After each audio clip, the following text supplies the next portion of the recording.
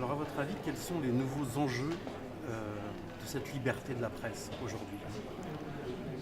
On observe malheureusement que les exactions, j'allais dire classiques, les violences contre les journalistes, les incarcérations, les menaces, elles demeurent à un niveau extrêmement élevé. Mais au fur et à mesure que Internet, que les nouvelles technologies ouvrent de nouveaux pans de liberté à des citoyens, les États, un grand nombre d'États se crispent et adoptent des mesures légales, au prétexte par exemple de lois antiterroristes, ou utilisent des moyens technologiques pour réprimer cette liberté de l'information, en s'en prenant aussi à ceux qui l'exercent, aux journalistes, professionnels ou amateurs, qui utilisent ces moyens technologiques. On a vu des exemples récents en Turquie notamment.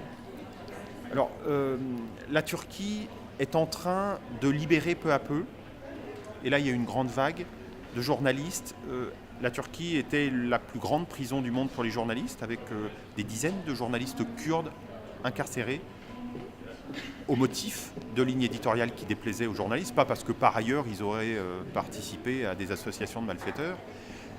Mais là, cette vague permet que selon le recensement de Reporters sans frontières, aujourd'hui, il y a un peu plus d'une dizaine de journalistes turcs qui demeurent en prison. On était à 40 ou 45 il y a quelques mois encore.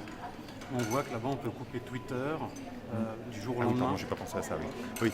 Oui, des pays comme la Turquie, qui récemment a coupé Twitter, ou d'autres qui parfois font en sorte de couper Internet, et d'autres encore qui sont en train d'instaurer des systèmes prévoyant des internets nationaux, permettant d'abriter, mais c'est au mauvais sens du mot abriter, de faire en sorte que soient reclus les citoyens derrière des murailles ou des murs technologiques. Ce sont des initiatives de plus en plus fréquentes et qui sont extrêmement dangereuses pour la circulation de l'information dans le monde. Alors, Reporters sans frontières était à l'origine de cette journée de la liberté de la presse. Est-ce Bien de qu'aujourd'hui, savoir. avec du recul, ça sert à quelque chose? La Journée mondiale de la liberté de la presse, créée à l'initiative de Reporters sans frontières en 92, avant d'être endossée par l'UNESCO puis l'Assemblée générale des Nations unies, c'est quelque chose d'important parce que c'est un moment de mobilisation des parties prenantes, d'États, d'organisations internationales, d'organisations non gouvernementales, de médias, évidemment, autour de cette question. Mais il ne suffit pas de grands raouts diplomatiques pour améliorer la situation de la liberté de l'information. J'observe d'ailleurs qu'il y a une forme d'hypocrisie sur ces sujets-là.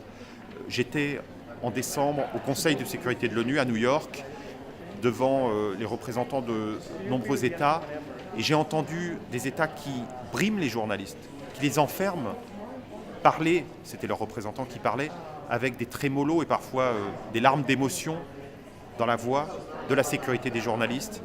Ça peut servir de prétexte pour brimer la liberté de l'information et ça, c'est extrêmement dangereux. Merci beaucoup. Merci.